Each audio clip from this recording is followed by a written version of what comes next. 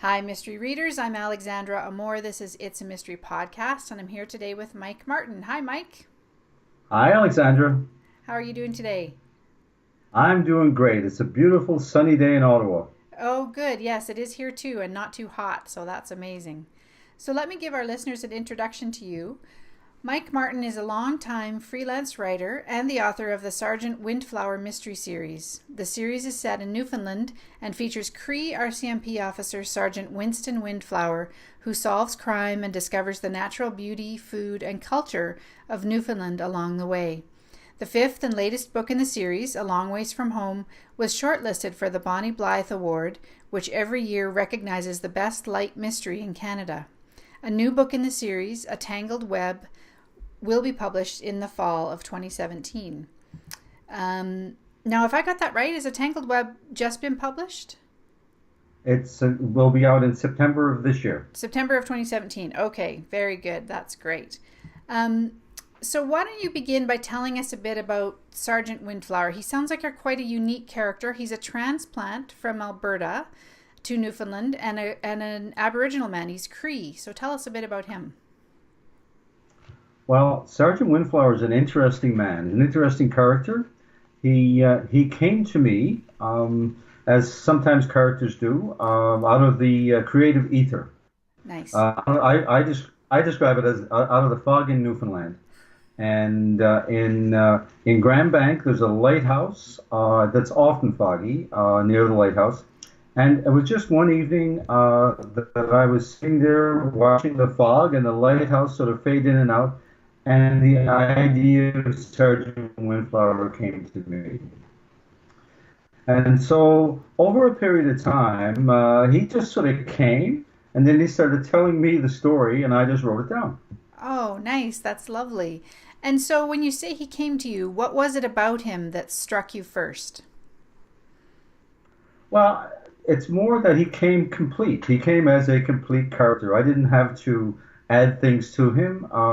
He kind of came and introduced himself to me in some way that said, "Here I am," and my job was to simply ask him questions, which I tried to do. And I guess I got to pick the setting of where the story is, but I never think that I own the character or the stories that come out of that. That tends to come from the creative force, and I guess it's one of the real fun things about fiction writing. Yes, yeah, exactly. And so I've seen in book reviews and stuff on Amazon that people describe Sergeant Windflower as honorable, sort of calm. What else do you know about him and as you've explored him over the five books? Well, I think that somebody described him as the nicest Mountie in Canada.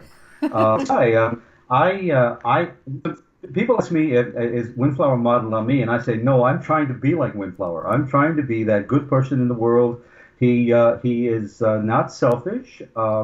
He likes to care for others, and he's kind and considerate. And it's he also has this thing of when he sees injustice, he wants to right it. He wants to fix things, and sometimes that works really really well, and sometimes he should just mind his own business. Right, yes, yeah. And what has brought him to Newfoundland from Northern Alberta? Well, he's an RCMP officer, and he got transferred to this small community of Grand Bank on the southeast coast of Newfoundland. And that was sort of his next natural progression of policing. He'd been trained in the college, and then he did some time on the west coast, and he did a little bit of time in Halifax. And this was his position where he assumed a little bit of authority. He was a sergeant. He's running the detachment, so it was. It's not unusual to have the RCMP officer travel all over the country, and his turn happened to be in Newfoundland. And I guess it's an assignment, right? They don't get to choose. They get assigned to the place. They get assigned to the place. Now, conveniently for me, he got assigned to Newfoundland because I wanted to write about Newfoundland and the characters there. So, but yes, he they don't get a choice about their sort of initial assignments. Now they do get a chance to stay a little bit longer once they get some seniority. And that's what happened to Windflower. He's now had a couple of assignments that have allowed him to stay in Grand Bank, which is really convenient since he's got a love interest and he's got a community of friends, and he's developing a real fondness for the place. And what is it about Newfoundland that you love? Did you grow up there, or? I'm from St. John's, not from a Okay. small community, but I'm from the big city in Newfoundland, in Yeah. St. John's. And actually, we ended up in Grand Bank because my partner, her father is from Grand Bank, and we ended up going there on vacation one year. She ended up buying her grandfather's house and restoring it, and so we ended up staying in Grand Bank every year for a period of time. And so that was the sort of connection to Grand Bank. But I've always wanted to write about Newfoundland. I knew that when I was going to write fiction, that it would be set in Newfoundland because that's my home province, and I love talking about it. Oh, lovely. That's great. And I could tell from the reviews that I read that the sense of place comes through so strongly in your books. And not to mention the lovely photographs on the covers. Why don't you tell us a little bit about those? Are those your photographs? Some are. I love the idea of using photographs on the front of the covers, and I've used a photograph on every one, and I have another great one coming up for the next book. The covers have not always the pictures have not always been mine. I've had to get permission from people. The first picture was actually a woman who was a blogger from somewhere down in Georgia who was traveling on a sailboat with her husband up around the East Coast, and she took a picture of the lighthouse from outside, from the ocean, and that was what we used for the cover of the first book, The Walk Around the Cape. But Yes. the pictures themselves, they draw people in, and every cover has a story, a little story behind it. So the I love when we do events or book signings that people will be attracted to the cover and we'll talk about Newfoundland. Oh, not lovely. Yeah. They're just absolutely beautiful. And I can see how they would draw people in because they really do give a very strong sense of place. They're just gorgeous. So, so tell us let's go back to Sergeant Windflower. And I just would like to know more about how he ended up in the RCMP. Well, as I know what he's told me of his story, he grew up in a small community, northern community in Alberta, and you know, his story is not unlike many other people who live in small communities. You aspire to be something else outside of your community. He started as an officer with the police force in his local community. And then, I think, and he didn't never told me this, but I think he was attracted to the uniform and the whole idea of being an RCMP officer that it had this great sort of aura about it, and however he got that, and so he got a chance to pursue his dream. Right. And I read, we were talking about his character a little bit earlier. I read that the Toronto Star had said that the RCMP should sort of build a PR campaign around Sergeant Windflower because he's such a great character and such a moral person. And for our listeners who don't know, who aren't in Canada, the RCMP has been running into a few PR problems of late. So I'm sure they would like more officers like Sergeant Windflower. And go ahead, sorry. Well, I was just going to say that the Windflower doesn't shy away from that in his dealings, and there have been cases of sexual harassment in the RCMP, and some that Windflower had to deal with. Others where there's a heavy-handed brass that won't let the locals sort of run their own shows, and Windflower fights back a little bit on that, and I do think that the series is set in modern times, so you can't ignore some of the things that are happening around you, including some of the problems that they've had in our national police force in Canada. Yes, yeah, and I love it that you touch on that and sort of keep it real, as it were. Well, like in small town Newfoundland, and I'm sure small town anywhere over North America and probably in other parts of the world, there's an opioid crisis, and there's a really serious drug problem at the local level, particularly in small rural communities, and And so one of the stories focuses on that issue completely almost, and I don't think you can ignore those kind of things. And those are the natural parts of police work that we need to talk about. Yes, yeah, exactly. And I noticed that in one of the books too, you bring up the issue of, speaking of small communities, that the largest employer in Grand Bank is closing down. Why don't you tell us a little bit about that plot line? Well, it's a common story to many small rural communities in Newfoundland, and maybe lots of other places around the world that they Grand Bank in particular was the home of what was called a Grand Banks fishery, which was a fishery based out of Grand Bank that had all these marvelous Grand Bank schooners that would travel all over the world, get fish, transport it down to Jamaica for processing. They would trade for rum and bring it back. Fabulous history and a story behind that. And that all sort of went. What happened was the inshore fishery collapsed in Newfoundland. There were no longer any fish to be caught by the small communities. And so all the processing jobs, all the fish plants closed. And that changed communities. And so in most communities, most small communities now in Newfoundland, the population tends to be older, and there are high levels of unemployment, and many young people have to leave. Right. That sounds pretty sad, doesn't it? It does. But the thing about the Windflower series is it's a very happy story. Even though all these things are happening, people are finding a way, and he finds a way to have fun, find some good food, have some laughs, and have a good time. Right. Yes, exactly. And so tell us about his attachment to food. I know he's particularly partial to peanut butter cheesecake. He's got peanut butter cheesecake. He fancies himself a little of a gourmet. He's not really a gourmet, but he fancies himself that. He thinks that he could do that.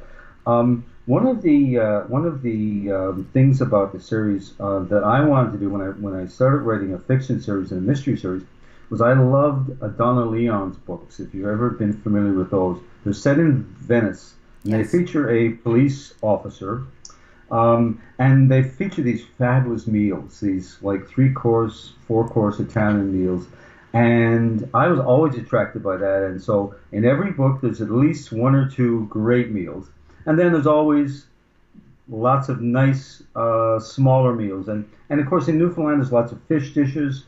And there's always dessert. Always. Good. Yeah, exactly. Yeah. And I noticed someone else in one of your reviews talked about what great police procedurals they are. And so I'm curious about how you do research for what the procedures are like in the RCMP.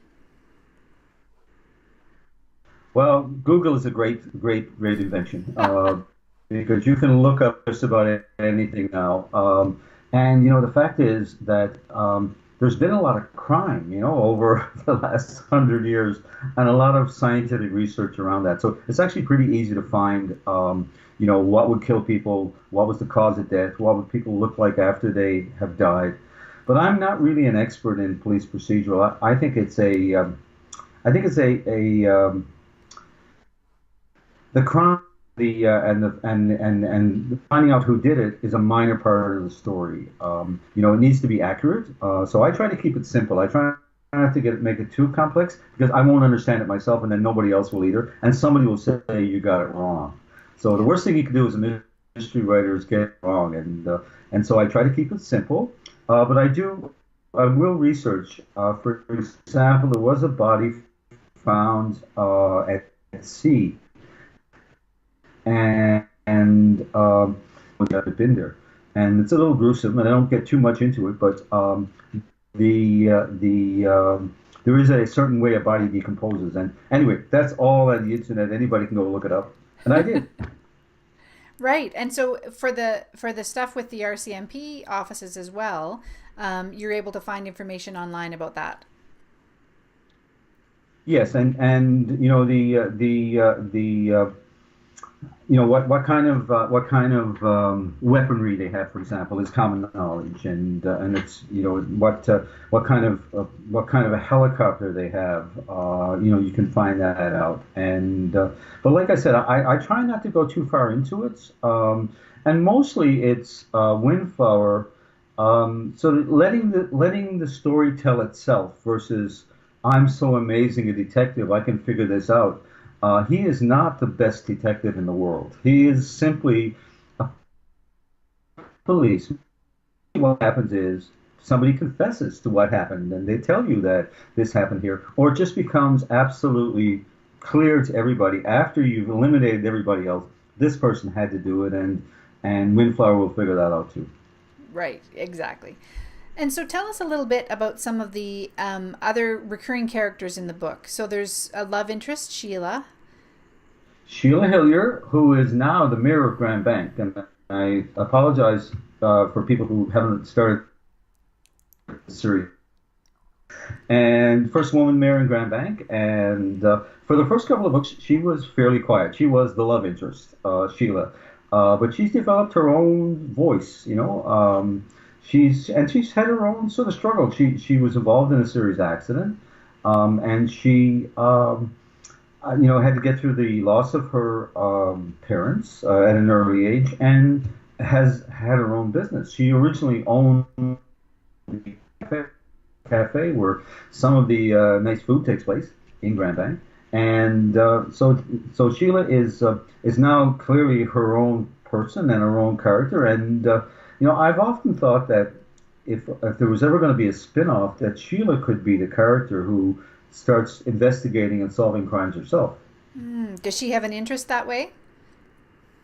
None. Oh. She's quite happy. And actually, there's always a little tension about how much Windflower's away, how much he devotes to his work, and how much gets to he gets to stay home and be part of her life as well. So no, she's not there, but she's very very smart. That's one of the things about Sheila, and more of that comes in each book. Right. And some of the other characters, he's got a great sidekick. His name is Eddie Tizzer, who has been with him through the series, and he's kind of an idiot savant. He's a great, lovable guy who would do anything, but goes a little too fast and usually gets himself in trouble along the way. And then there's a retired crown attorney who's Windflower's confessor, that he gets to go and talk to him, and they sometimes figure things out themselves. He's also introduced this guy Herb Studley has also introduced Windflower to classical music, so that's another area that Windflower is evolving into. Nice. And then I understand Windflower has an uncle as well who kind of keeps him maybe connected to his native roots. He has an uncle and an auntie who they're his main surviving relatives. His parents have died young as well, and they are dream weavers, which is a tradition in their family of people who can interpret dreams. And so they help Windflower, who has some dreams, and he actually goes and does some training with them about being a dream weaver himself. So it's another sort of aspect of the story that keeps evolving as the story goes on. And do they live there in Newfoundland with him, or are they in Alberta? They're in Pink Lake. Where's in Alberta? In Alberta, in Northern Alberta. Right, okay. And so it strikes me as we're talking that Windflower he's almost like a bit of a fish out of water character. He's a transplant in several ways. He's a Native American man in a primarily what I imagine is a white culture, European culture, and he's in a province that he didn't grow up in. And I imagine that gives him the ability to be sort of an observer of what's going on. Yeah, he actually started out as a real outsider, and for all the reasons you listed, that he is from away, he's not part of their community, he looks different. But one of the things about Grand Bank, because it was an international fishing community, it had people visited from all over the world, and a lot of people in Grand Bank had visited other places. And it's actually one of the few places in Newfoundland, I would say, that is quite welcoming to outsiders, and especially outsiders who like them, who like their culture, like their food, happen to like one of their women. It's kind of like I won't say he ingratiated himself to them. but he fit in. He found a way to, by liking what they liked, that they don't consider him to be an outsider anymore. So he's showing an appreciation for the culture and the people and the food, which I imagine they in turn appreciate about him. Exactly. That, somebody would come from so far away, so different from them, would like the same things they do. It's that sort of, it's that melting pot that you're looking for that somehow he managed to find, and it doesn't apply to everybody because other people who come into the community, other RCMP officers, they don't get the same welcome as Windflower, but mostly because they try to stay who they were before they came versus trying to adapt to the local community. Right. Okay. Yeah. Well, we're almost out of time, so why don't you give us a little bit of a teaser about the upcoming book that's coming out this fall? Well, I just finished the penultimate draft. There'll still be some changes once we get it back from formatting and things like that. But the next story may be a little darker than some of the other ones in that there's some serious things that happen. It doesn't. It's still a light mystery. It still will stay true to. We're not going to get too serious, and we're not going to hurt too many people, or some people will have to die because it's a murder mystery. But there are really things shaking up there, and some of this involves Windflower himself. Some of the readers will know that Windflower and Sheila are expecting a baby. So that came out in another book. And once again, I apologize for people who haven't read it already, but that's a natural evolution to a relationship. Yeah. They got married, and there's a baby on the way, and that's sort of changing how he looks at the world. There's also some really serious developments that happen in it that question whether he's questioning whether or not he wants to stay being an RCMP officer. So that's something that's a little more serious theme than some of the other ones. But I guarantee you there'll be good food, there'll be good friends, and there'll be good company along the way. Oh, that's fantastic. So why don't you let everyone know where they can find out more about your books, Mike? Well, you can find the Windflower books anywhere in Canada or the United States on Amazon, and there's a Sergeant Windflower Mystery Facebook page, and there's also a web page, www.sergeantwindflowermysteries.com. Fantastic. That's amazing. Well, thank you so much, Mike. It's been great chatting with you today. Thanks, Alexandra. Bye-bye. Bye.